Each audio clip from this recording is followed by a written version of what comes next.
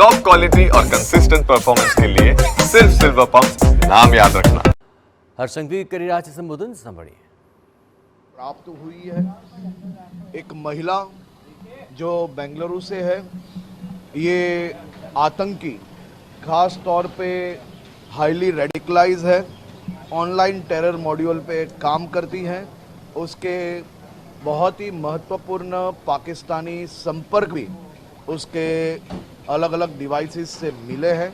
Gujarat ATS की ये proactively policing के माध्यम से 5 जितने महत्वपूर्ण ऑनलाइन टेरर मॉड्यूल पे काम करने वाले अलकायदा इंडियन सब कॉन्टिनेंट के ये आतंकियों को गिरफ्तार करने में सफलता प्राप्त हुई है। मैं गुजरात एटीएस को बहुत बहुत अभिनंदन देता हूँ।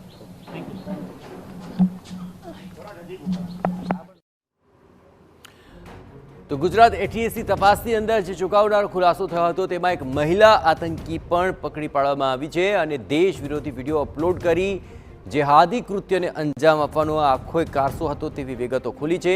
આતંકીઓના ઇન્સ્ટાગ્રામ પર આ મહિલા આતંકી પણ જોડાયેલી હોવાનો ખુલાસો થયો છે। હવે આતંકીની વધુ પૂછપરછ હાથ ધરવામાં આવી છે, જેમાં આગામી સમયની અંદર હજુ પણ મહત્વપૂર્ણ ખુલાસા થઈ શકે છે। પણ પહેલીવાર આખી ઘટમાળની અંદર એક મહિલા આતંકીની ધરપકડ કરવામાં આવી છે, જેનું નામ છે સમા પરવીન અને તે અગાઉ ઝડપાયેલા 4 આતંકીઓના સંપર્કમાં હોવાનો પણ ખુલાસો થઈ રહ્યો છે।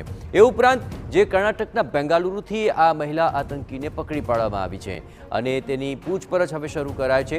ગુજરાત એટીએસ અત્યાર સુધી એટીએસને ખૂબ ખૂબ અભિનંદન આપું છું। પ્રોએક્ટિવલી પોલીસિંગના એક ઉત્તમ ઉદાહરણ અલકાયદા ઇન્ડિયન સબકોન્ટિનેન્ટના પહેલા 4 ઓનલાइन ટેરરિઝમનું મોડ્યુલ ચલાવતા આ આતંકીઓને પકડવામાં આવ્યા છે। કાલે બેંગલુરુથી એક મહિલાને બી પકડવામાં આવી છે, જે મુખ્ય રૂપે હાઈલી રેડિકલાઇઝ અને અનેક પાકિસ્તાનીઓના સંપર્કમાં છે અને ઓનલાઈન ટેરર મોડ્યુલ પર ખૂબ મોટા પાયે આ મહિલા આ આતંકી દ્વારા કામગીરી કરવામાં આવી રહી હતી।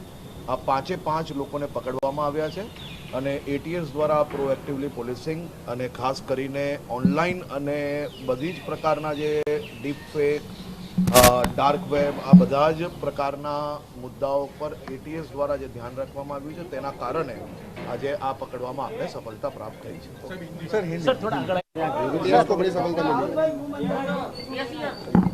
गुजरात एटीएस ने अलकायदा इंडियन सबकॉन्टिनेंट के पहले 4 आतंकियों को गिरफ्तार किया है।